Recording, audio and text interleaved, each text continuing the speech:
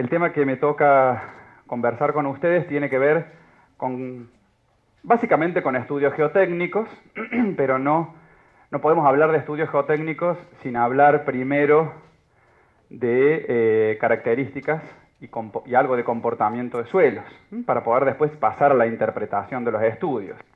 Si vamos a la interpretación directamente, como que nos vamos a quedar un poco rengos, ¿sí?, a la hora de empezar a interpretarlos. De más está decir que esto no pretende ser una disertación magistral y demás, así que yo voy a ir hablando y si alguna cosa no queda clara o quieren que la ampliemos, me interrumpen y lo repetimos. Si vamos a hablar del suelo, nada mejor que presentar este material. Y vamos a decir que un suelo es un agregado de partículas. Y vamos a hacer la salvedad de que sea no cementado. Un agregado de partículas es el hormigón, pero el hormigón está en el hormigón están fuertemente ligadas cada una de esas partículas. En este caso, los granos minerales, que son las partículas sólidas que conforman este material suelo, en la generalidad de los casos están sueltas, no están vinculadas entre sí más que por la presión que pueda haber entre los contactos. En algunos casos particulares podemos tener algún suelo con algún grado de cementación, como por ejemplo las toscas. Más de alguno de ustedes habrá escuchado hablar de las toscas, se habrá enfrentado con una tosca, en donde en definitiva la tosca ya la podemos considerar, en función del grado de cementación, como una roca blanda. Entonces ya estaríamos pasando de un suelo propiamente dicho a una roca blanda. Y como este agregado de partículas no está cementado, junto con las partículas sólidas conviven dentro de la masa del suelo los vacíos que dejan estas partículas, que en algunos casos estarán llenos de un gas, que frecuentemente es el aire, y algunos de estos vacíos estarán ocupados por el agua. Para poder ver los granos de suelo, en la mayoría de los casos necesitamos algún microscopio electrónico, ¿sí?, porque las partículas son muy pequeñas, salvo que hablemos de arenas o gravas. En el resto de los suelos necesitamos un microscopio electrónico. Entonces esto es lo que quiere graficar estas fotografías. Ahí alcanzamos a ver las partículas y todo el espacio vacío entre ellas no es otra cosa que los vacíos que dejan entre sí.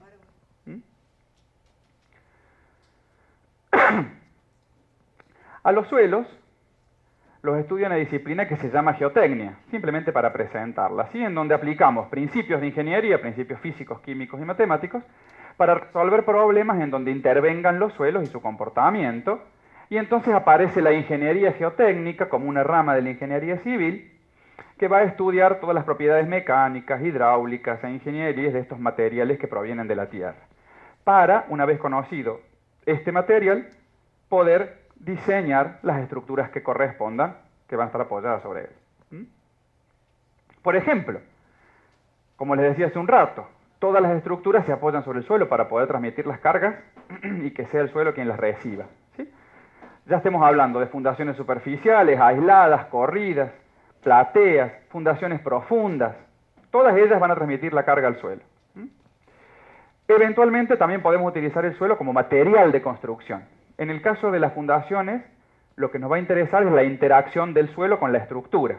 En el caso, por ejemplo, de las presas de materiales sueltos, es el suelo el material de construcción de esta estructura propiamente dicha. ¿Sí? Fíjense, acá hay 3 presas de materiales sueltos de nuestro país.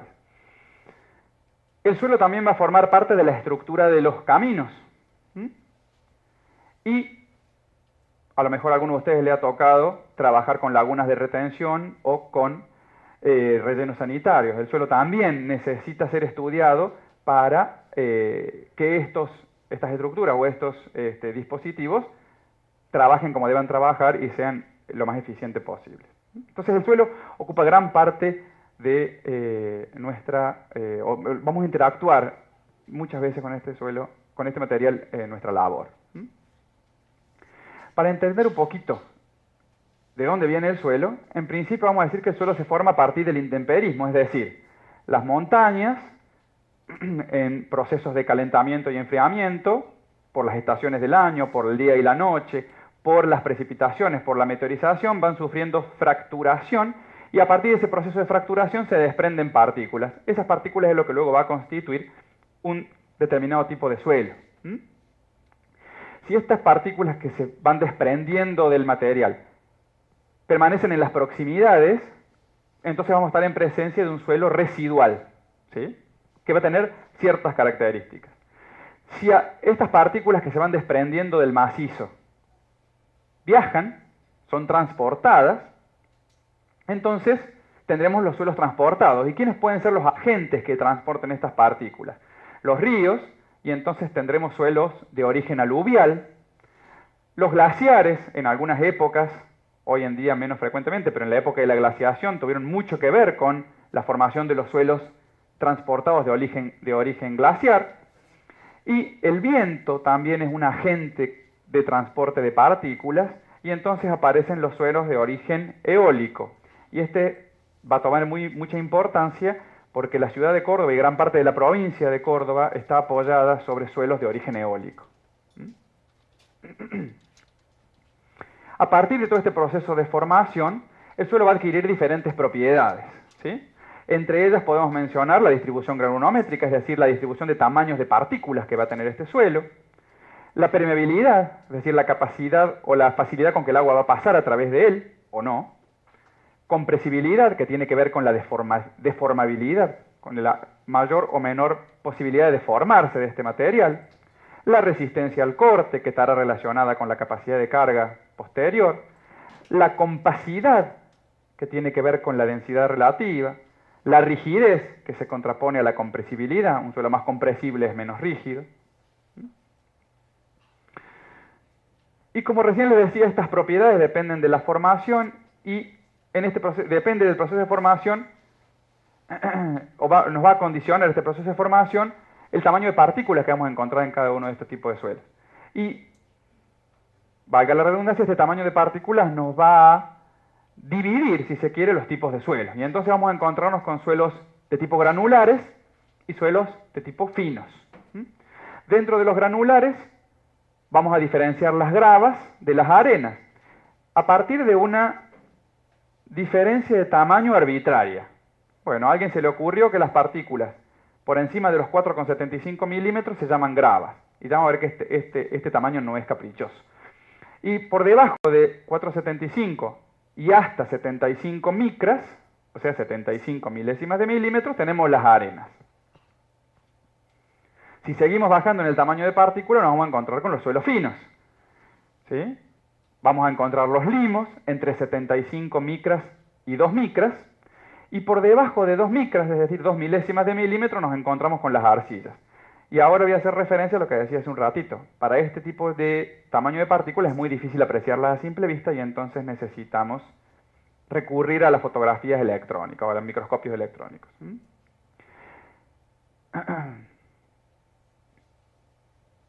Esto de tamaño de partículas que yo le decía hace un rato que era arbitrario, a alguien se le ocurrió en algún momento tratar de estandarizarlo, de normalizarlo, y entonces aparece la clasificación, el sistema unificado de clasificación de suelos. ¿Y por qué es importante? Porque en el estudio de suelo, cuando uno se encuentra con el perfil geotécnico y la descripción de cada tipo de suelo, muchas veces aparece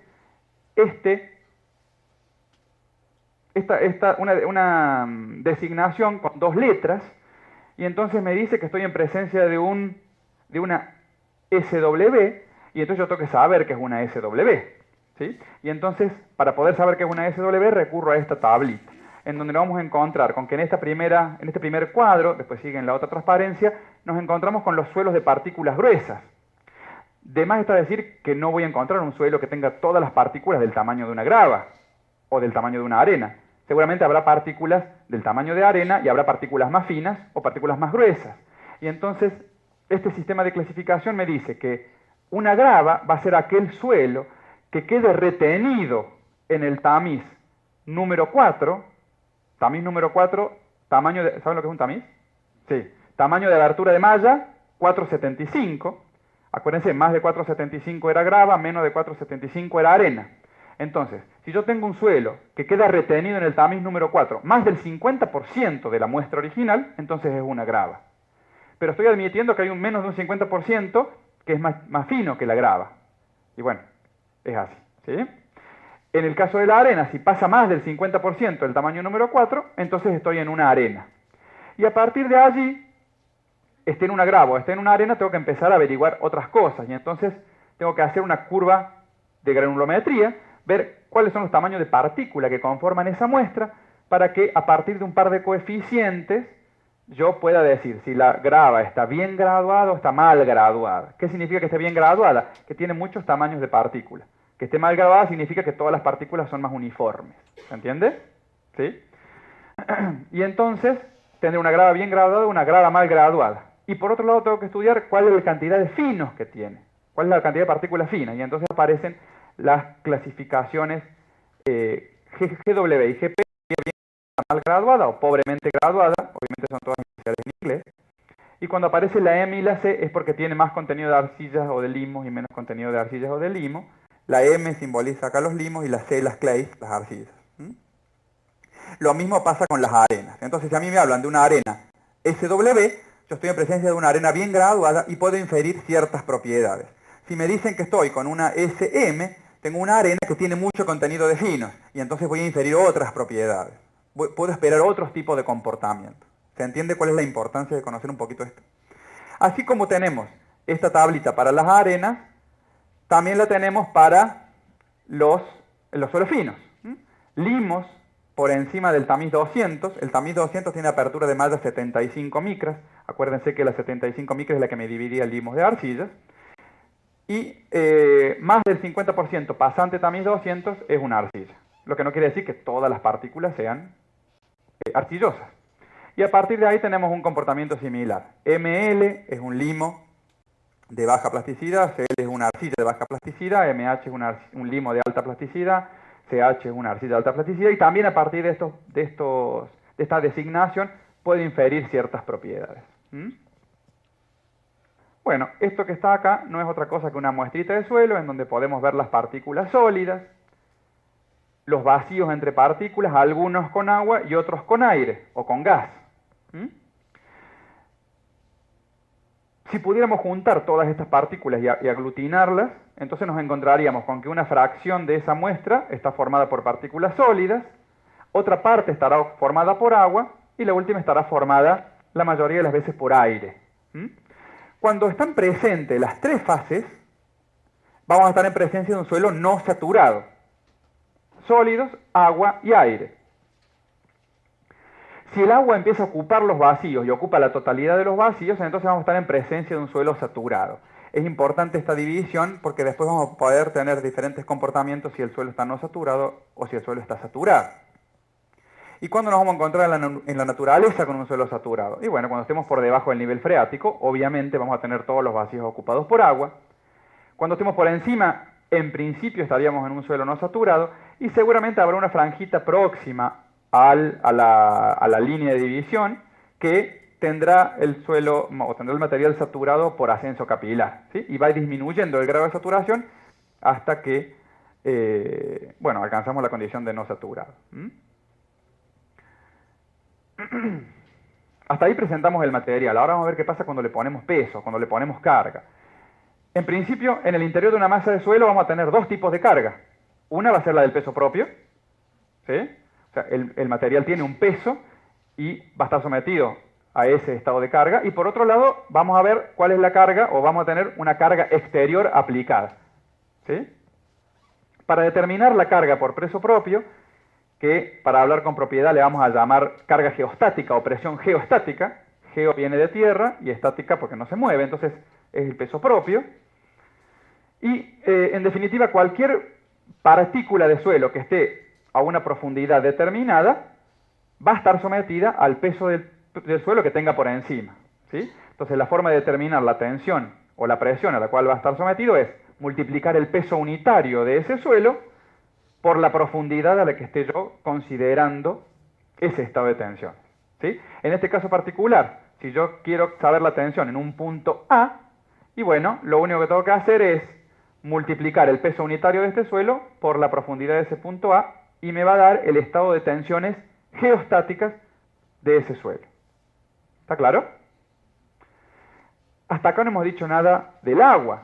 ¿Qué pasa si estoy bajo el agua? ¿Sí? Si estoy bajo el agua, voy a tener seguramente una parte que esté con el suelo con su contenido de humedad natural y una parte estaré bajo el nivel freático. Y entonces en este caso voy a tener por un lado la tensión vertical en el punto A dada por la expresión que veíamos hace un ratito, peso unitario por la profundidad. Pero, como está bajo el agua, ustedes acuérdense que el agua, la presión en cada punto del agua se da en todas las direcciones, ¿sí?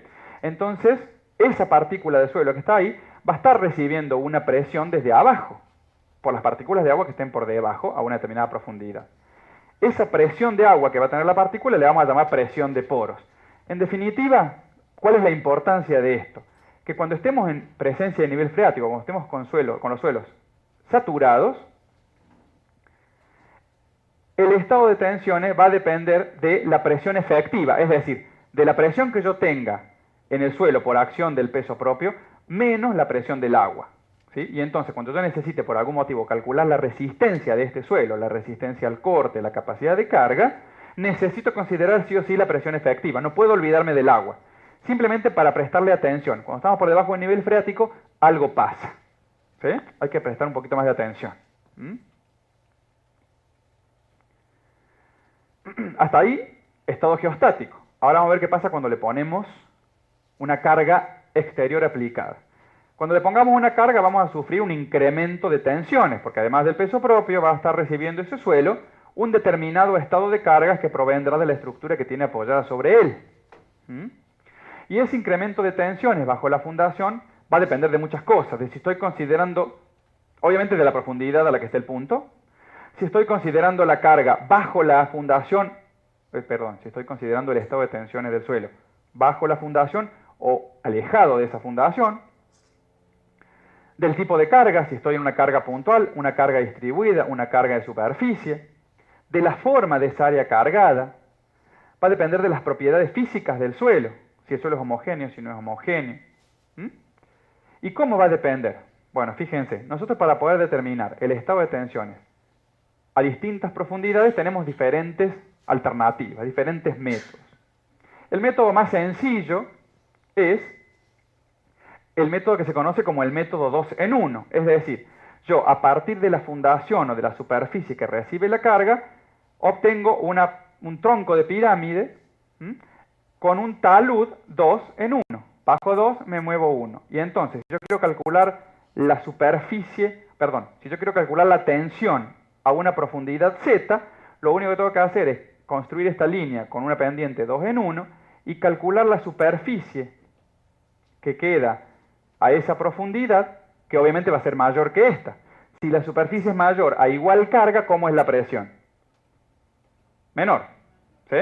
Entonces vamos a ir obteniendo presiones menores a medida que nos vamos en profundidad, ¿sí? Va a llegar un momento en que la presión prácticamente se haga igual a la presión geostática, que disminuya tanto, porque el área se haga tan grande que únicamente tengamos presión geostática. Y hasta ahí podemos decir que ya no consideramos más la carga que está recibiendo y nos olvidamos de esa carga. Lo vamos a ver más claro en lo que sigue. Hay un señor que se llama Boussinesq que a partir de la teoría elástica, el suelo no es un material elástico, pero para intentar estudiarlo y por ahí no hay más herramientas que tomar las teorías de la mecánica convencional y entonces lo asumimos elástico, por más que sepamos que no es elástico, ¿sí? ¿Qué significa que un material sea elástico? Que yo le pongo carga, se deforma, le vuelvo a poner carga, se vuelve a deformar. Si lo descargo, recobra su estado original. El suelo está lejos de ser eso, por lo menos en la mayoría de los casos. Pero es que hay a mano, ¿sí? Entonces, este señor Boussinesq estudió, por ejemplo, si tenemos una zapata o una base circular, le aplicamos carga, entonces él planteó estos gráficos y dijo, bueno, si estamos bajo este es el eje de la zapata, a una profundidad z sobre r, tomamos la profundidad, la dividimos por el radio, de, bueno, ahí cómo está la escala, 2, 1, qué sé yo, 0,25, 0,30, vamos a tener ya prácticamente el 90% de la carga que teníamos en superficie, la tensión, ¿sí? Si seguimos bajando en profundidad, fíjense que vamos a llegar a una relación z sobre r casi de 4, lo que me estaría diciendo que estoy en una profundidad igual a 2 veces el diámetro, ¿sí? Igual a 2 veces el diámetro, de 0,10. Si ustedes consultan algún libro de geotecnia o de esta especialidad, se van a dar con que en la mayoría de las veces yo puedo considerar la influencia de la carga aplicada hasta 2 veces la dimensión. Por debajo de eso me olvido. ¿Sí? ¿Está claro más o menos? Pero si estoy en esta zona, sí tengo que tener en cuenta de que voy a tener influencia de la carga que estoy aplicando sobre el suelo. Si la zapata o la fundación, en vez de ser circular, fuese longitudinal, tendría este otro gráfico, pero en definitiva hay un gráfico para cada tipo de superficie donde voy a aplicar la carga, pero todos los gráficos funcionan más o menos de la misma forma. ¿Mm? Y entonces ahora acá aparece el concepto del bulbo de presiones. Si unimos un poquito esto que venía dando vuelta, nos vamos a encontrar que debajo de una fundación, justo en el contacto entre la fundación y el suelo, tenemos la carga aplicada dividida la superficie, o sea, la presión de contacto máxima. A partir de ahí nos vamos a encontrar con estas curvas que lo que hacen es unir todos los puntos de igual presión. ¿Sí? Entonces, todos estos puntos tienen una presión igual al 90% de la carga aplicada. Si seguimos bajando, nos vamos a encontrar con la del 80%, la del 70%. Estos gráficos son los que definimos como bulbo de presiones. Y entonces sabemos que a partir del eje de la fundación hasta una determinada distancia hacia cada lado, que generalmente anda del orden de una vez el diámetro, yo tengo incidencia de esa fundación. Por fuera de eso no pasa nada. Entonces puedo actuar sin afectar ese bulbo de presión. ¿Se entiende la importancia de esto? O sea, si yo voy a hacer mi obra pegada a una edificación que tengo al lado y voy a descalzar, voy a afectar los bulbos de presión, y lo más probable es que la fundación que yo tenga al lado sufra modificación porque estoy tocando estos bulbos de presión, estoy tocando un suelo que tiene tensión. Si yo lo modifico, tengo las consecuencias. ¿Sí? Por eso es importante saberlo.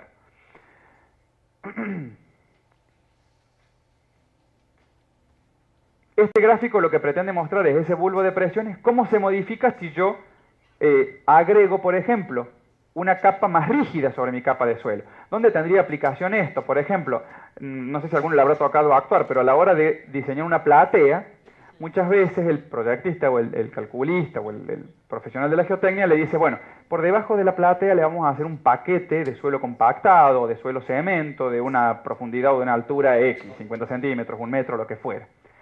¿Cuál es el objetivo de eso? El objetivo de eso es intentar hacer algo de esto, es decir, aplanar los bulbos de tensiones con un material que yo sé cómo se va a comportar, que es un material que está controlado, y entonces sobre esta interfase, que a lo mejor yo acá abajo tengo un suelo de menor calidad o de inferior calidad, induzco una presión más baja. ¿Se entiende el concepto? Pongo un material más rígido al medio, fíjense cómo se achatan los bulbos de presiones, el bulbo, a ver, déjenme ver dónde están los números, el bulbo de 0,2 que antes estaba acá, ahora pasa a estar ahí, el de 0,1, bueno, ahí no hay tanta incidencia, pero se achatan los bulbos. Entonces lo que logro es disminuir el estado de tensiones sobre la interfase que por ahí es un poquito más problemática. Esto es simplemente mostrarles que en el laboratorio de geotecnia hace unos años llevamos a cabo una experiencia para ver si esto era cierto, tratar de dibujar estos bulbos de presiones, medirlos. El trabajo original era hacerlo en arena, esto que ustedes ven ahí es arena, que es un material más conocido, para intentar después hacerlo en los limos loésicos nuestros. Cosa que después resultó bastante complicada para hacerlo in situ porque había que meter esta celda de presión adentro del suelo y hacerlo sin afectar las condiciones naturales era medio complicado, así que al final quedó en eso. Pero se los mostraba simplemente como para que vean cómo logramos medir esos bulbos de presiones. Abajo de un plato de carga se pusieron estas celdas de presión que lo que hacían eran medir el estado de tensiones que estaba llegando a esas distintas profundidades. Y lo que encontramos fue esto para cada tipo de carga, cómo a medida que nos vamos aumentando la profundidad va disminuyendo ese estado de tensiones y más o menos seguía esta misma regla, que cuando llegamos a una profundidad de 50 centímetros, que era 2 veces el diámetro, porque el diámetro del plato era 20 o 25, no me acuerdo bien, estábamos en una tensión del orden del 10% y más o menos seguía con el mismo criterio lo que dicen los libros, básicamente. ¿Sí? La idea después de aplicarlo a los limos, que eso resulta más complicado. Algo parecido hizo don Shebotaryov hace unos años, y también midió ese bulbo de presiones, pero él lo midió in situ. ¿Sí? Yo lo hice en una caja, donde íbamos poniendo la arena suelta y poníamos las celdas de presión adentro. Él lo hizo in situ, y más o menos encontró estos bulbos de presiones que están un poquito más alargados que los teóricos, donde consideraban al material elástico. Como acá estamos trabajando in situ, ya nos estamos alejando de la teoría elástica con la que estaban dibujados los bulbos en los gráficos anteriores, y entonces nos aproximamos más al comportamiento real del suelo, entonces nos vamos a encontrar con bulbos más alargados y no tan redondeados. Pero en definitiva encontró lo que buscaba estos bulbos con formas ligeramente diferentes, pero el objetivo se cumplía. Vamos a hablar algo de comportamiento de suelo. Vamos a meternos un poquito más en tema. Yo les decía cuando empezamos que la geotecnia iba en la aplicación de principios para, a partir de estudiar el comportamiento de suelo, poder diseñar nuestras obras. Lo mismo hacía la ingeniería geotécnica, en donde lo que estudiaba era las propiedades del suelo también para ir en el diseño. Y entonces, ¿para qué nos servirá estudiar el comportamiento del suelo? Y en definitiva nos va a servir porque nosotros vamos a poner sobre este suelo una determinada estructura y tenemos que saber qué le va a pasar. O por lo menos tratar de interpretar qué le va a pasar para que no nos agarre de sorpresa. Y entonces, para poder diseñar una obra que involucre el suelo, ya sea como material de construcción, que podría ser una presa, un terraplén, o como en su interacción con la estructura, que por ahí es más aplicado a las obras de construcción, necesitamos saber cómo se va a comportar. Y ese comportamiento va a depender de sus propiedades, ¿sí? Y a su vez esas propiedades va a depender del tipo de suelo. No van a tener las mismas propiedades un suelo fino que un suelo granular. En los suelos finos van a cobrar importancia los límites de Atterberg, el límite líquido, el límite plástico, no sé si habrán escuchado hablar de ellos. ¿Saben de qué estoy hablando?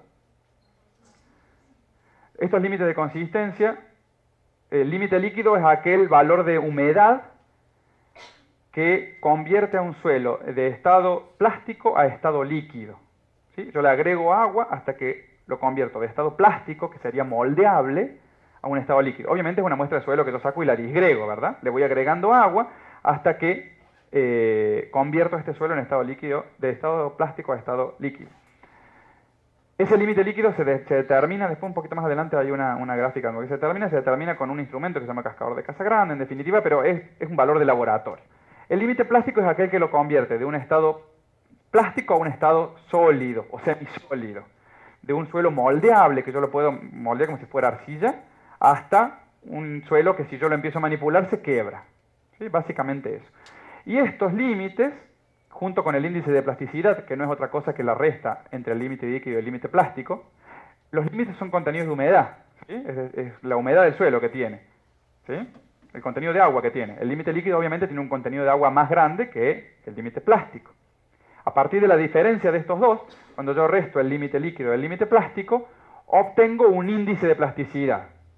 Y en función de ese índice de plasticidad, después voy a entrar en la tablita que teníamos cuando yo les mostré la clasificación unificada, y entonces me va a decir si el suelo es poco plástico o más plástico, y en función de eso yo voy a poder inferir propiedades. Por ejemplo, a las arcillas, ¿alguna vez agarró una arcilla? La arcilla es sumamente plástica, es sumamente moldeable. Para yo aumentar el contenido del límite plástico al límite líquido tengo que agregarle mucha agua, ¿sí? Entonces es muy plástica. En función de ese índice de plasticidad yo puedo inferir ciertos comportamientos en la arcilla. Por ejemplo, una arcilla que tiene un límite plástico muy alto es mucho más probable que sea expansiva, ¿sí? Ahí radica un poco la importancia de conocer estos límites y de conocer estas dos letritas que aparecían en el sistema clasificado, en el sistema unificado de clasificación de suelos.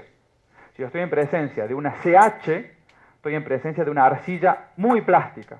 Entonces tengo que abrir los ojos y prestar atención y decir, esta arcilla no será expansiva, por ejemplo. ¿Sí?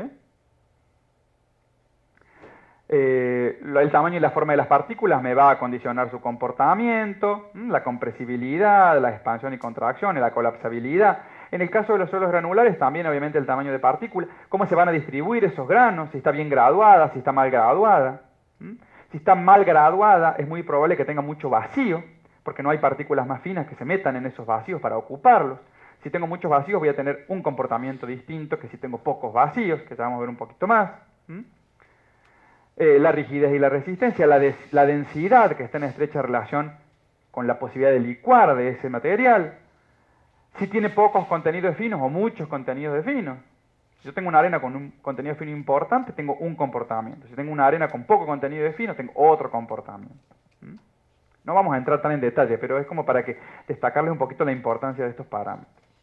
Entonces veamos ahora los comportamientos más típicos o a lo que habría que prestarle un poco más de atención en el caso de que se encuentren el día de mañana en un estudio de suelo con este tipo de material. Dentro de los suelos finos nos podemos llegar a encontrar así a grandes rasgos con suelos expansivos, que serían los más preocupantes, y con suelos colapsables. ¿Sí?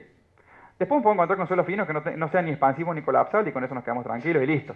Pero si estoy en presencia de un suelo fino, tendría que prestarle atención a alguno de estos dos tipos de comportamiento, que pueden ser perjudiciales para lo que nosotros estemos poniendo encima de ellos. Pasa que se va cortando el tiempo y voy más despacio. Suelos finos, comportamiento expansivo, comportamiento colapsable. No quiere decir que todos los suelos finos o sean expansivos o sean colapsables. Pero si ustedes el día de mañana se encuentran con un estudio de suelo que le habla de suelos finos, limos, arcillas, prestemos atención. ¿Puede ser colapsable? ¿Puede ser expansivo? ¿El estudio de suelo me dice algo de eso? No me dice porque el que lo hizo no sabe, se lo tengo que pedir. ¿Sí? Bien. Cuando hablamos de suelos expansivos, generalmente ese comportamiento está asociado a las arcillas. ¿Sí?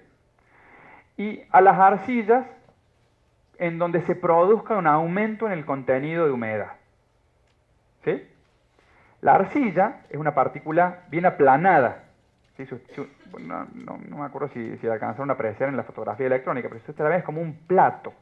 ¿Sí? Por supuesto, 2 micras de tamaño y de ahí para abajo. Pero es como si fuera un plato. Tan es así que si yo pusiera un grano de partícula, un grano de arcilla al lado del otro, de 100 gramos de arcilla podría cubrir una cancha de fútbol. ¿Sí? Si pusiera un granito al lado del otro. Tiene una superficie específica muy alta, es decir, tiene mucha superficie en función del tamaño que tiene ese grano. Como tiene mucha superficie, tiene toda una carga eléctrica negativa en esos dos planos. Es una cuestión medio de electroquímica, pero no importa, simplemente como para que entiendan el concepto. Esa carga negativa muy alta que tiene en las dos superficies atrae muchos iones positivos que tenga el agua, y el agua muchas veces es muy rica en cationes, en iones positivos. Entonces los va absorbiendo y con fuerzas eléctricas muy importantes empieza a absorber agua muy próxima a su superficie. Entonces empieza a aumentar su volumen. ¿Sí? ¿Se entiende más o menos el concepto? Bueno, por eso cuando esta arcilla, que tiene características expansivas, no todas las arcillas son expansivas, pero muchas sí, empiezan a absorber mucha agua, se empiezan a hinchar, y entonces podemos tener este tipo de comportamientos. Y no es para despreciar, ya van a ver algunos valores, las presiones de expansión pueden llegar hasta el orden de 5, 8 y 10 kilos por centímetro cuadrado. ¿Sí? En 5 kilos estamos hablando de 50 toneladas por metro cuadrado. Habría que ver el estado de tensiones que estamos transmitiendo en una vivienda de 2 plantas. Pero muchas veces no supera los 3, 4, 2, 3 kilos. Depende de sobre qué tipo de suelo estamos trabajando. Incluso menos. Incluso menos. 1 kilo, 500 gramos. Si a 500 gramos por centímetro cuadrado los empujamos desde arriba con 5 kilos por centímetro cuadrado, lo que está arriba no resiste el menor análisis. ¿Sí? Entonces, los suelos expansivos generalmente asociados a las arcillas. ¿Sí? Por un aumento en el contenido de humedad. ¿Qué pasa? Se me pasó falta un gráfico ahí al costado. Bueno, me falta un gráfico ahí al costado. Esto pretendía ser el daño, pero acá faltaba una figurita en donde mostraba el costo. Bueno, no importa. Cualquier material, cualquier estructura que esté apoyada sobre este tipo de suelo va a sufrir daño, porque va a sufrir un empuje de abajo hacia arriba, generalmente localizado, muchas veces localizado, y entonces vamos a estar sometiendo esa estructura a esfuerzos para lo que no estaba diseñada. ¿Sí? ¿Cómo podemos hacer, siempre y cuando conozcamos que el suelo sobre el cual estamos apoyándonos es expansivo, cómo podemos hacer para evitar esto? Y bueno, lo recomendable sería atravesar toda la zona de potencial expansión. Obviamente esa zona la vamos a conocer a partir de un estudio geotécnico, completo, bien hecho. ¿Sí? Nosotros atravesando esa zona, es decir, por ejemplo, como en el esquema de la figura, con unos pilotitos, una fundación profunda, vamos a apoyarnos por aquí abajo, y entonces nuestra estructura va a estar aislada del suelo, del estrato potencialmente expansivo. Pero tenemos que tener la precaución de no apoyarnos con ninguna parte de la estructura sobre este suelo. Entonces, si nosotros vamos a apoyar luego el contrapiso sobre la arcilla, cuando esta arcilla expanda, nos va a dañar el contrapiso, por más que no nos dañe la estructura de la vivienda. ¿Sí? Entonces muchas veces hay que recurrir a alguna losa, dejando una pequeña cámara, que tendrá que estar dimensionada esa cámara en función del potencial de expansión que tenga esa arcilla. A partir de un ensayo de expansividad uno puede definir aproximadamente cuánto es el porcentaje que esa arcilla puede expandirse. ¿Sí? Si yo conozco el porcentaje a partir del cual esa arcilla puede expandirse, conociendo el estrato de arcilla potencialmente expansiva, puedo saber más o menos cuál es el espesor que yo espero que esa arcilla expanda y entonces tomar las precauciones para dejarla. Así como esta arcilla expansiva, cuando absorbe humedad se hincha, cuando pierde humedad se contrae.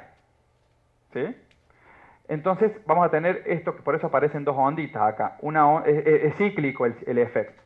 Expande en la época de lluvias, generalmente, y contrae en la estación seca. ¿Mm? Por eso tienen las dos onditas allí. Entonces, a través de un sistema de fundación, por ejemplo, de este tipo, podemos subsanar esta situación, para lo cual tenemos que conocerla de antemano. ¿Mm? Fíjense, una deformación característica por expansión. Yo empujo de abajo, tengo el peso de arriba, ¿qué le pasa a los muros? Se abren. ¿Sí? Le pasa esto que está acá. Fíjense cómo se fue de plomo y acá tiene la deformación por... una especie de pandeo por compresión. ¿Mm? Fíjense acá cómo se ha abierto, acá estamos muy cerquita del contrapiso, cómo se ha abierto la fisura, acá tenemos una zona de expansión, acá vemos la deformación de ese muro, se está distorsionando, porque tenemos un fenómeno de expansión localizado allí. Y acá tienen un grafiquito en donde relacionamos el índice plástico con el potencial de expansión, que es lo que yo les decía hace un rato. ¿Sí? Si el estudio de suelo me dice que hay una arcilla con un índice, me da el índice de plasticidad y me dice que tiene un índice de plasticidad, por ejemplo, mayor que 32, podríamos pensar en una arcilla con un potencial de expansión muy alto. Y entonces posiblemente ameritaría que ustedes como directores técnicos digan, a ver, si no está en el estudio, yo tengo una arcilla con un índice mayor de 32. Bueno, si tengo un potencial de expansión muy alto, por favor, completemos el estudio, hagamos un ensayo de expansividad. Determinemos la presión de expansión, si es expansiva o no. ¿Sí? Cabería completar esa información, si no viene ya de antemano. ¿Se entiende? ¿Sí?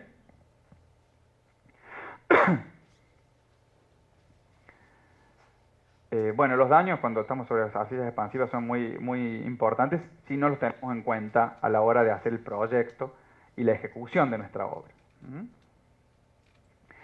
El otro comportamiento importante que hay que tener en cuenta en los suelos finos es que no estemos frente a un problema de suelos colapsables. Y acá esto nos entra de lleno, ¿sí? Porque la ciudad de Córdoba está plagada de suelos colapsables. Yo les decía hace un rato que los suelos nuestros eran de origen eólico. Bueno, nosotros estamos cubiertos prácticamente toda la superficie de la ciudad de Córdoba, y vamos a ver un gráfico, por suelos de origen eólico, limos, loésicos, colapsables. Y acá ya nos olvidamos de las arcillas y vamos a los limos. También el problema de colapso está asociado al contenido de humedad. Aumenta el contenido de humedad, mayor probabilidad de colapso del suelo. ¿Cómo podemos entender este comportamiento? Pensemos, por ejemplo, si esto fuese una fotografía ampliada de una muestrita de limo. El limo tiene partículas de limo, yo les decía hace un ratito que no todas las partículas son del mismo tamaño, o sea que es esperable que haya partículas de arcilla. En función de este origen eólico, estas partículas fueron arrastradas y fueron cayendo medio como venían, a través de los años, y fueron formando algo así, imagínense como si fuera un castillo de naipes. Partículas de mayor tamaño, las partículas de limo, que están unidas a través de estas partículas de arcilla. En algunos casos se cementa un poco el contacto. Cuando esa cementación es muy fuerte, puede aparecer la tosca. Generalmente, en los limos nuestros, esta cementación en los granitos es bastante ligera. Generalmente se cementan partículas de carbonato de calcio, que después se disuelven con el agua. ¿Sí? Entonces es una cementación, pero hasta por ahí nomás. Y la otra particularidad que tiene, bueno, por un lado tiene macroporos, ¿sí? Este esquema de castillo de naipe me deja poros vacíos muy grandes, ¿sí? Mientras estemos en estado de humedad natural, esto que está graficado ahí en celeste pretenden ser meniscos de agua, es decir, acá es como si tuviéramos un poquito de agua en cada uno de los nudos. Mientras el contenido de humedad natural se mantenga, estos meniscos de agua están próximos a los contactos entre partículas, y como estos meniscos de agua tienen una tensión superficial importante, me los mantienen juntos. ¿Sí? Entonces el suelo tiene determinadas resistencias, determinadas propiedades, mientras esté en estado no saturado. ¿Sí? Entonces muchas veces van a encontrar, bueno, yo hago la fundación de mi casa, ni hago estudio de suelo, cavo a 80 centímetros, le pongo mi cimiento común, levanto la casa de 2 pisos y nunca se movió. Hace 30 años que estaba ahí y nunca se movió. Exactamente, hace 30 años que estaba ahí, el suelo se mantuvo con estas condiciones, y en esas condiciones el suelo tiene esa resistencia, se la aguanta perfectamente bien. Ahora quiero ver qué pasa si se le rompe un caño de agua en la puerta. Le cambiamos las condiciones, estas que tenía el suelo, y entonces nos vamos a encontrar con un ingreso de agua y con una situación de este tipo. Los meniscos dejan de estar, empieza a aumentar el contenido de agua que ocupa los vacíos, desaparecen los meniscos, desaparece esta fuerza que unía las partículas. Si la cementación, por poquita que sea acá en los vínculos, era soluble en agua, cuando aumentemos la cantidad de agua se va a disolver, o sea que también lo que formaba parte de la estructura desaparece, y entonces este castillo de naipes se nos viene abajo, y cuando se nos viene abajo, los asentamientos que se producen en superficie son muy importantes. ¿Sí? Y entonces lo que tengo arriba sufre los mismos asentamientos. Y entonces ahí vienen los problemas que nos encontramos a diario o muy frecuentemente de viviendas que han sufrido este tipo de problemas. Y encima, lo más grave y lo más preocupante es que este tipo de problemas está asociado a fundaciones de tipo superficial, ¿sí? A zapatas corridas, a cimientos comunes, y asociado muchas veces a viviendas económicas, ¿sí? Entonces estamos teniendo mucho daño, daños importantes en viviendas que son de bajo costo. Gente o las personas que la habitan muchas veces no tienen las posibilidades de poder solucionar este problema, porque ya no lo tenían las posibilidades cuando hicieron la vivienda, cuando llevaron adelante la construcción. Y otras veces hay profesionales que no asesoran como tienen que asesorar, ¿sí? Tampoco le saquemos la responsabilidad a los profesionales. Más de una vez me he encontrado con clientes que me dicen, no, pero acá hay que hacer fundación superficial, me dice el arquitecto o el ingeniero, me dice que hay que hacer fundación superficial. Y hizo un estudio de suelo, averiguó algo como para saber si tiene que hacer. No, pero ya he hecho otras veces así y funciona. Muchas veces pasa. No sé si a ustedes les ha pasado, pero muchas veces pasa. Entonces, muchas veces depende del asesoramiento del profesional, y por eso me parece sumamente importante e interesante que ustedes estén acá hoy y tocando distintos temas, porque si uno no conoce, difícilmente puede asesorar bien al cliente. Ese menisco de agua se forma y va generando, digamos, ese menisco de agua tiene una forma cóncava a partir de la tensión superficial que se produce entre el agua y el suelo. El suelo es como que lo atrae al menisco, al agua, ¿sí? Atrae la molécula de agua. Cuando la empieza a traer, obviamente se encuentra con que el agua tiene un determinado volumen, la puede atraer hasta cierto momento o hasta cierto lugar, y entonces todas las moléculas de agua empiezan a confinarse, si se quiere, y entonces la partícula de suelo la atrae hasta acá, hasta que se encuentra con la resistencia propia del material, porque el agua es incompresible, entonces la atrae hasta un determinado momento. Y entonces quedan fuerzas no equilibradas, si se quiere, que ligan muy fuertemente este menisco a la partícula. ¿Sí? Entonces, eso me va generando un aumento en la presión de contacto acá entre grano y grano. ¿Sí? ¿Se entiende? Cuando yo empiezo a aumentar ese contenido de humedad, empiezo a agregar cantidad de agua, este volumen de agua empieza a crecer, hay más partículas de agua que empiezan a hacer presión, si se quiere, y entonces la forma cóncava de este menisco va disminuyendo y va disminuyendo esa tensión superficial que había en el vínculo, en el borde. Y entonces esta fuerza que jugaba del lado nuestro, cuando el suelo tenía un determinado contenido de humedad, empieza a jugar en contra. ¿Sí? Una consultita, ¿eso puede pasar, por ejemplo, en suelos como por ejemplo San Francisco, de las napas? Exactamente. Sí. Sí. Hay muchos problemas de asentamiento por ascenso de las napas. La diferencia que tiene esa situación de la rotura, por ejemplo, de un caño de agua, es que muchas veces el problema de ascenso de napas es un problema global, ¿sí? Y el problema de rotura de un caño es un problema local, ¿sí? Entonces, muchas veces, cuando tenemos la rotura de un caño, tenemos el problema focalizado en una determinada zona, tenemos daño en una determinada zona de la vivienda, y con submurar o recalzar la fundación en esa zona, solucionaríamos el problema siempre y cuando solucionemos la fuente de ingreso de agua. ¿Sí? Cuando tenemos un problema de asentamiento por ascenso de la napa freática, tenemos una gran superficie afectada con ese problema y entonces la solución es bastante más costosa. ¿Sí? Lo más probable es que tenga que recalzar todo el sistema de fundación de la vivienda o de la estructura que tenga. ¿Sí? Esa es la diferencia. Pero hay problemas de asentamiento por ascenso de las napas.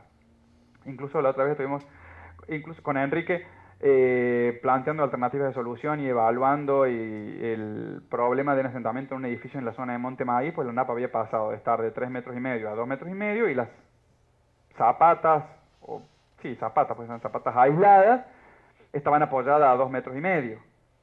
¿Sí? Entonces, cambió todo el estado de tensiones de ese material y está todo asentado el edificio. Y lo que yo decía, el problema global es que prácticamente todas las zapatas se asentaron lo mismo. El tema es que se asentaron las zapatas y el suelo no. Entonces el suelo quedó así. Pero bueno, el piso me refiero, el solado, ¿no? Y antes había que subir, antes uno tenía escalera para subir y ahora tiene escalera para bajar más o menos. Pero no a ese nivel, pero más o menos. ¿Sí? Bueno, entonces tenemos asentamientos importantes por esta destrucción de este castillito de naipe que teníamos armado. Entonces, si a alguno le dice, sí, hace 30 años que tengo la casa de aquel lado, la casa del vecino, que no le pasa nada, sí. Y puede estar 30 años más, siempre y cuando no pase nada. ¿Sí? Siempre y cuando no pase nada. Fíjense la distribución de los suelos de este tipo en el mundo. A nosotros más que en el mundo nos interesa donde estamos nosotros, pero bueno, si alguno va a ir a trabajar a Estados Unidos, a Europa o a Asia, presta atención porque también por aquellos lados hay suelos de este tipo. ¿Sí? Los rusos tienen muchos trabajos publicados sobre este tipo de suelo, comportamientos, estructuras y demás sobre este tipo de suelo, han hecho muchas mediciones, y a partir de la escuela rusa surge la escuela argentina y particularmente cordobesa, digamos. Ahí hacemos un zoom, fíjense la provincia de Córdoba, este es el mapa de distribución de istmos loéticos en el país, aproximadamente, por supuesto, ¿no? Pero la ciudad de Córdoba está ahí, estamos en el horno, y gran parte de la provincia de Córdoba también. Fíjense que es hacia el este, San Francisco, la zona de Monte Maíz, Villa María, bueno, Belville, todo para aquellos lados. ¿Sí? Acá tienen unas fotografías, yo calculo que más de uno de ustedes ha visto en vivo alguna situación de este tipo, pero de todos modos, para el que no lo haya visto, traje un par de fotos, ¿sí? Viviendas apuntaladas por problemas de asentamiento por colapso del suelo de apoyo.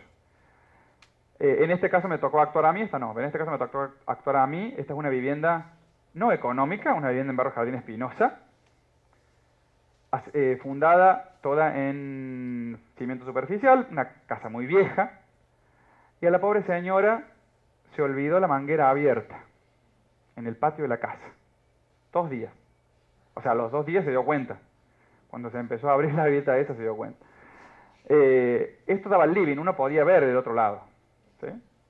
Por supuesto que, y encima tuvo una galería que también tuvo asentamiento. Por supuesto que esta señora tuvo que hacer, no me acuerdo la cantidad, pero he hecho como 17 pozos para recalzar toda su casa. ¿Sí? Entonces, habrá maldecido una y otra vez el día en que se le ocurrió regar el patio. Pero bueno, si no pasaran estas cosas no tendríamos trabajo, lamentablemente. Pero en este caso era gente que más o menos podía darle solución. Pero muchas veces, la mayoría de las veces pasa en viviendas de gente que tiene pocos recursos y entonces es mucho más lamentable la situación, ¿sí? Y la mayoría de las veces no necesariamente tenemos que recurrir a una fundación profunda, mucho más cara. Si nosotros sabemos de antemano que estamos por fundar en una zona en donde el suelo es colapsable, podemos tomar precauciones y recaudos para evitar esto. ¿Sí? Veredas perimetrales, hacer canales sanitarios a las instalaciones cloacales. Hay cosas que no vamos a poder evitar. Si se rompe el caño de aguas cordobesas, no vamos a poder evitarlo. Pero si se rompe el caño de aguas cordobesas, en teoría quien va a pagar el daño es Aguas Cordobesas. Entonces, por lo menos por ese lado podemos estar un poco más tranquilos. Ahora, si se me rompe un caño de cloaca, porque perdió, se me rompe un caño de cloaca y por esa rotura del caño de cloaca se me asienta la casa, ahí no le puede echar la culpa a nadie. ¿Sí? Entonces, si uno lo sabe de antemano, puede tomar precauciones y saber que yo estoy haciendo una fundación superficial, pero bueno, por todos los medios trato de arbitrar todos los medios, valga la redundancia, para que no me pase. Y bueno, después, si me pasa, por lo menos estoy avisado. Fíjense cómo este material está traicionero, que por ahí sin carga, aunque no tenga carga, colapsa lo mismo. Porque acuérdense que yo tengo dos tipos de carga en el suelo. La carga exterior aplicada y la carga de peso propio. Hay limos que son autocolapsables. Es decir, se mojan y por su propio peso colapsan. ¿Cómo hago para saber si un material es colapsable o no? Esta parte después vamos a volver un poquito cuando veamos los ensayos del laboratorio, pero el ensayo más común, es un ensayo muy barato, es hacer un ensayo de doble hedómetro, que se llama, o de compresión confinada. Se coloca una muestra de suelo en esta camarita, a partir de este arquito y con un sistema de pesas y palancas se le da presión. Entonces yo voy midiendo, le doy una carga, le doy presión, una determinada presión, y a partir de este comparador, ¿sí?, con este bastaguito, yo mido cuánto se asienta ese suelo. Entonces, gráfico en una curva, presión, deformación. Fíjense que acá dice presión efectiva. ¿Se acuerdan lo que hablamos de presión efectiva? Tengo que restarle la presión de poro. En realidad no es que le resto la presión de poro en este caso, sino que yo espero que la presión de poro se vaya sola. Si yo le doy carga, el agua toma de presión de poro, yo la dejo que se vaya sola la presión de poro, y entonces ya estoy seguro que no hay presión de poro, entonces estoy en presión efectiva. ¿Está claro? La presión de poro vale 0. Le doy otro saltito de carga más y obtengo una nueva deformación. Así hasta que alcanzo un estado de tensión importante. Fíjense que acá estoy llegando prácticamente, no sé si está en 8 kilos o por algo por el estilo. 8 kilos por centímetro cuadrado, una presión bastante alta. Este ensayo lo voy a hacer en una muestra a humedad natural, tal como la saco del terreno. Y a su vez voy a hacer otra probeta que la voy a volver a poner en esta prensa y la voy a inundar. La voy a dejar que se sature, no lo voy a hacer el ensayo inmediatamente después que la inundo, la dejo que se sature y vuelvo a repetir el ensayo con los mismos saltos de carga. Si ambas curvas están superpuestas, ¿qué quiere decir? Que el material no es colapsable. Cuando empiezo a encontrar diferencias entre una curva y la otra, quiere decir que en presencia de agua ese material se va a deformar más. ¿Bien? Fíjense, la diferencia entre una curva y la otra me estaría marcando el potencial de colapso. Si las curvas son muy distintas, ese suelo es muy colapsable y yo voy a esperar un porcentaje de colapso muy importante. Si las curvas, por más que no estén superpuestas, están muy próximas, bueno, el potencial de colapso de ese suelo es muy bajito. Entonces yo voy a esperar que si se humedece, no se asiente tanto lo que está arriba. ¿Sí? Otra cosa que me da esta curva es la compresibilidad del material. Cuán deformable es. Y eso va a ir en relación a la capacidad de carga que yo le voy a poder dar después. ¿Sí? La capacidad de carga yo la puedo calcular por resistencia, es decir, el suelo aguanta o no aguanta mi carga, o por más que aguante la carga se me va a deformar mucho y lo que yo ponga arriba se va a romper lo mismo, aunque el suelo no se rompa. ¿Se entiende? Entonces es muy importante saber la capacidad de carga, pero no solamente la resistencia al corte, sino la deformación. Fíjense que acá yo sé que para más o menos para una carga de 0,2 kilos voy a tener una deformación prácticamente del 2%. ¿Y para qué me sirve ese 2%? Y bueno, tendrá que ver qué profundidad va a estar afectada. ¿Sí? Si yo sé la profundidad que voy a afectar de suelo, lo multiplico por ese 2% y voy a saber más o menos cuánto va a ser el asentamiento que va a tener. ¿Y cómo sé qué profundidad voy a afectar? Con la dimensión de la fundación, ¿qué voy a poder estimar? El bulbo de presiones. ¿Sí? Entonces, si yo sé, tengo la dimensión de la fundación, puedo saber más o menos hasta dónde voy a afectar del suelo con esa fundación. Si yo sé cuánto voy a afectar del suelo y conozco más o menos el potencial de colapso, o más allá de que sea potencial de colapso o no, yo le conozco la carga y conozco la deformación, voy a poder saber más o menos cuánto se va a asentar. Y si es compatible o no con la estructura que yo voy a poner arriba. ¿Sí? A partir de estos ensayos hedómétricos yo lo podría hacer metro a metro, por ejemplo. Si tomo una muestra a 1 metro de profundidad y le calculo, ya lo vuelvo a poner, perdón porque se me va a sacar la foto. Le calculo cuándo tengo la afluencia del material. Fíjense que el material viene con una determinada pendiente y después cambia. Acá tenemos un material un poco deformable si se quiere, y a partir de un determinado valor de presión, ¡clac!, se deforma muchísimo más. ¿Sí? Entonces, este valor, que es el cambio dependiente, se llama presión de fluencia. Es a partir del cual yo voy a esperar una deformación muy grande. Obviamente, yo necesito trabajar con mi fundación en esta parte, ¿sí?, para tener poca deformación. Si yo eso lo hago metro a metro, yo puedo sacar ese valor de presión de fluencia, y con la presión de tapada, es decir, la presión geostática, comparando ambos, yo voy a decir, mira, acá mi presión de tapada vale este, puntito blanco. Ahora, mi presión de fluencia vale esto. Quiere decir que si yo, con este estado de tensiones, se me moja el suelo, colapsa. Entonces, en toda esta parte en donde las presiones de fluencia son menores a la presión de tapada, fíjense que dice ahí, suelo autocolapsable. ¿Sí? Si yo tuviera todas mis presiones de fluencia por este lado, el material por su propio peso no va a colapsar.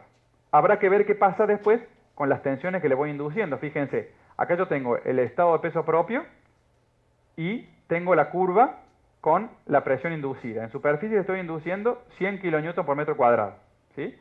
A 1 metro de profundidad ya llegarán 80. A 2 metros de profundidad llegarán 70, 60, no sé. Me va dando ese perfil. En función de las tensiones que voy induciendo y de los valores de presión de fluencia, puedo saber si cuando se moje ese material va a colapsar o no. ¿Sí? ¿Más o menos? ¿O no? ¿Sí? ¿Está claro? Hasta ahí, los comportamientos más típicos o característicos de los suelos finos. Empezamos a ver que a las 7, ¿no es cierto? 8, en un ratito más cortamos un poquito. Vamos a ver qué pasa con los suelos granulares. El comportamiento al que hay que prestarle atención cuando tenemos presencia de un suelo granular es la posible licuación de ese material. ¿Y qué querrá decir licuación? ¿Qué se les ocurre? Cuando hacemos un licuado, ¿qué hacemos? El sólido pasa a ser líquido. ¿Sí? Bueno, eso es lo que quiere decir. El suelo, que es un material sólido o semisólido, lo podremos considerar un sólido, pasa a convertirse en un líquido. Imagínense lo que está apoyado sobre él. ¿Sí? O sea, pierde completamente su resistencia al corte. El líquido es un material que no tiene resistencia al corte. Yo lo someto a esfuerzos de corte y no me opone ninguna resistencia. Si lo quiero comprimir al líquido, ¿lo puedo comprimir? No, es incompresible. Pero sí es completamente deformable al corte. ¿Se entiende el concepto de deformación por corte? ¿Sí?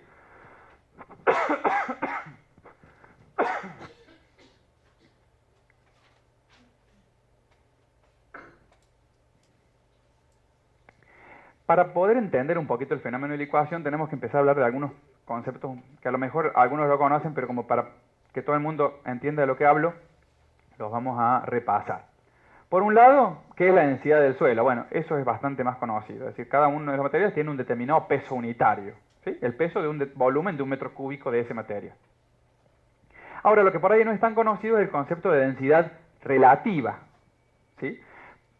Fíjense, yo puedo tener, asumiendo que mis suelos fueran todas esferas de igual diámetro, puedo tener una configuración o una disposición de partículas de esta forma, en donde voy a tener un determinado volumen de vacíos. ¿Sí? Pero si yo tengo esta otra configuración, voy a tener la misma cantidad de partículas, pero menos vacíos. Si todas las partículas fueran iguales, esféricas y de igual diámetro, esta sería la mínima densidad que yo podría obtener, es decir, el máximo volumen de vacíos, y esta sería la máxima densidad que podría obtener, es decir, el mínimo volumen de vacíos. Es decir, yo en un metro cúbico del material, si las pongo todas las esferitas así, va a pesar un determinado valor. Si las pongo así, van a entrar más o menos esferas. Más. Y si entran más esferas, va a pesar más. Entonces la densidad de ese material va a ser más alta. Pero el material es el mismo. O sea, cada esfera de estas tiene un peso unitario que es el mismo. Sin embargo, el conjunto, como son partículas más vacío, más agua, que en este caso no hemos vertido el agua, va a pesar menos. ¿Está claro el concepto de densidad relativa? Mínima y máxima. ¿Por qué es importante? Porque ustedes piensen que si bien nuestro suelo arenoso, nuestra arena, no tiene todas las partículas iguales, sí va a tener partículas de diferente tamaño, más o menos esféricas, pero que van a tender a generar un volumen de vacíos interesante. O dependiendo del acomodamiento de esas partículas, podrá tener una densidad relativa muy baja o una densidad relativa más alta en función de cómo estén acomodadas esas partículas. ¿Sí? Entonces, en función de cómo estén acomodadas esas partículas, vamos a poder hablar de fenómeno de licuación o no. ¿Por qué? Porque para que se dé este fenómeno de licuación necesitamos tener un suelo granular. En un suelo fino no se va a dar esta situación porque no vamos a tener ese grado, ese nivel de acomodamiento de partículas. Necesitamos que el suelo sea granular, que esté saturado, ¿sí? Y que tenga baja densidad relativa. Es decir, que las partículas estén sueltas, ¿sí? Que haya mucho vacío, y como el suelo está saturado, todos esos vacíos van a estar ocupados ¿por quién? Por el agua. Todos esos vacíos van a estar ocupados por el agua. Cuando esto pase y el suelo licúe, se va a transformar en un material que no tiene resistencia al corte, es decir, se va a transformar en un líquido, pero para que eso pase necesito la aplicación de una carga dinámica. Es decir, la arena, por más que sea suelta y saturada, si no tengo carga dinámica, no licúa. ¿Sí? ¿Cuál será la carga dinámica por excelencia que nos podemos encontrar en el suelo? El sismo. ¿Sí? Entonces el fenómeno de licuación es un fenómeno que está asociado a este tipo de materiales necesariamente en zonas sísmicas. ¿Sí? ¿Y qué pasa? Fíjense, yo acá puse el esquema de partículas con menor densidad relativa, es decir, muchos vacíos, todos esos vacíos están ocupados por agua, ahí me quedó muy abajo el cartel, dice previo al sismo, tengo esta situación. Todos los vacíos ocupados por agua y el menor arreglo, el arreglo de partículas que me da la menor densidad relativa. Viene el sismo, una carga dinámica que me excita todo el material, me lo lleva por un lado, me lo lleva para el otro, con aceleraciones dependiendo de la magnitud del sismo, el valor de las aceleraciones. ¿Y qué pasa internamente en este material? Estas partículas,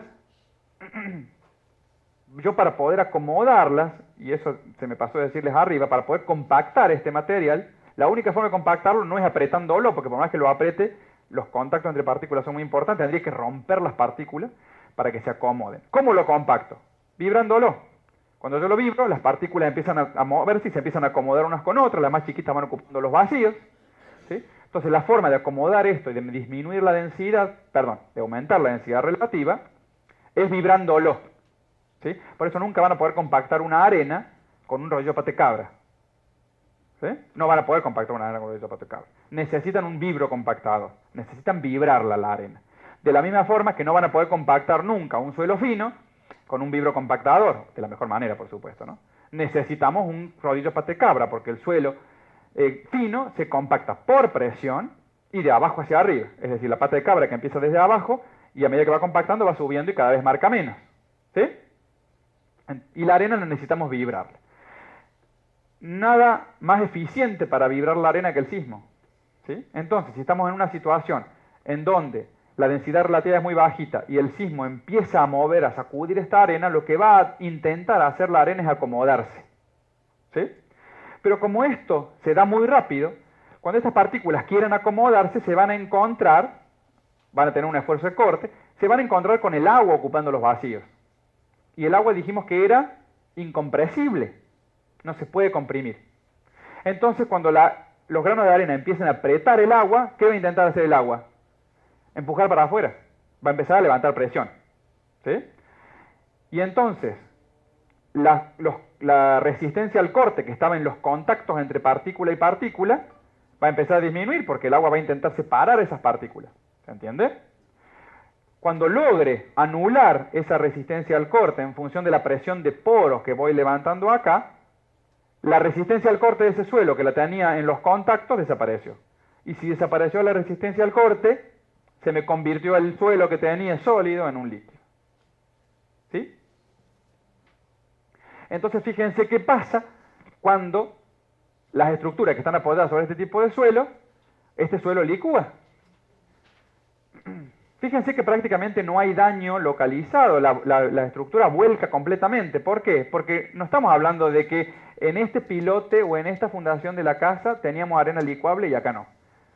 Generalmente si estamos apoyados sobre grandes superficies de arena licuable. Entonces licúa todo. Y como se transforma en un líquido, se vuelca. Fíjense. ¿Sí? Las pilas de los puentes. Acá hay un pequeño ensayito. A ver si lo puedo buscar de acá. A ver si se alcanza a ver.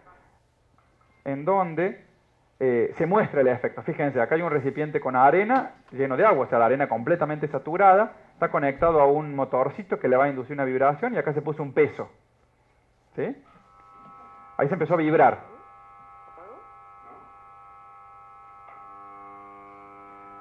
Esa arena empieza a intentar acomodarse, empieza a levantar presión de poros, van a ver que empieza a exudar por acá. ¿Sí? Empieza a exudar y se empieza a hundir.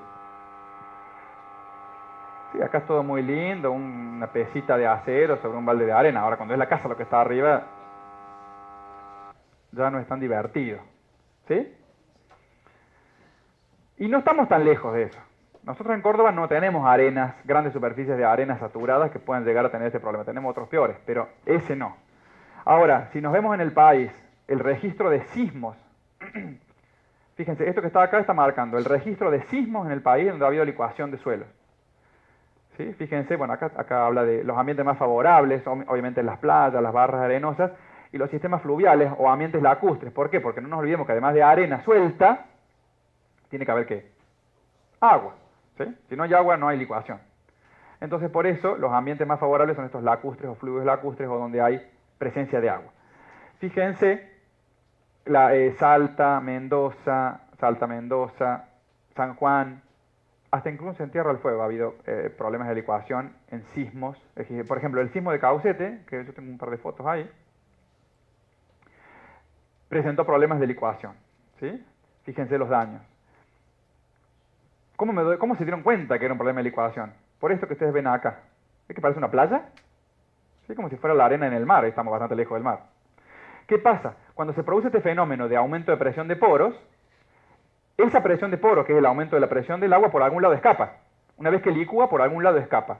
Entonces busca canales de escape y empieza a brotar el agua de abajo y arrastra arena y demás. Y entonces eso es lo que se alcanza a ver acá. En algunos casos se forman hasta volcancitos, volcanes de esta altura, digamos, porque por algún lado escapa y entonces sale toda junta la presión del agua y arrastra partículas de arena y demás. Entonces a partir de todos estos rastros es que se empieza a investigar o a estudiar este fenómeno de licuación. Obviamente nunca se supo, no se sabía cuándo se empezó a investigar. Y cuando empezamos a ver esos edificios volcados y las puentes, hay otra más de acá. Este es el terremoto de Kobe en Japón, en donde los daños han sido cuantiosos, no solamente en pérdidas económicas, sino en la cantidad de muertos y heridos. Entonces, a partir de todos estos episodios, esto es prueba-error, digamos. ¿Sí? A partir de estos episodios se empieza a estudiar este tipo de comportamientos y entonces yo se los puedo estar transmitiendo hoy, como se los estoy contando, pero hace unos años no lo conocían, así empezaron como a investigar. ¿Sí? Hoy se puede saber que en el sismo de Caucete hubo licuación, pero posiblemente en ese momento estaban como en ascuas. ¿Sí? Bueno, como para resumir esto que hablamos del comportamiento. Si estamos en presencia de un suelo fino, hay que abrir los ojos y decir, bueno, a ver, ¿es un limo? ¿Y será colapsable o no? Y no sé, para eso toca hacer un estudio de suelo, y el estudio de suelo me tienen que dar la información. Si no me la dan, la pido. ¿Sí? Puede ser expansivo y si tengo una arcilla, tiene un índice de plasticidad muy alto y a lo mejor es expansiva, a lo mejor no. También lo tengo que saber a partir del estudio de suelo. Si estamos en presencia de una arena saturada, a lo mejor acá en Córdoba no, pero se van a trabajar a Mendoza, San Juan, Salta, y bueno, zona sísmica, y bueno, a lo mejor me toca construir o proyectar mi obra sobre una gran superficie de arena suelta, saturada. Y bueno, pero para poder saber eso necesito hacer un estudio de suelo y que el estudio de suelo tenga la información suficiente. ¿Sí?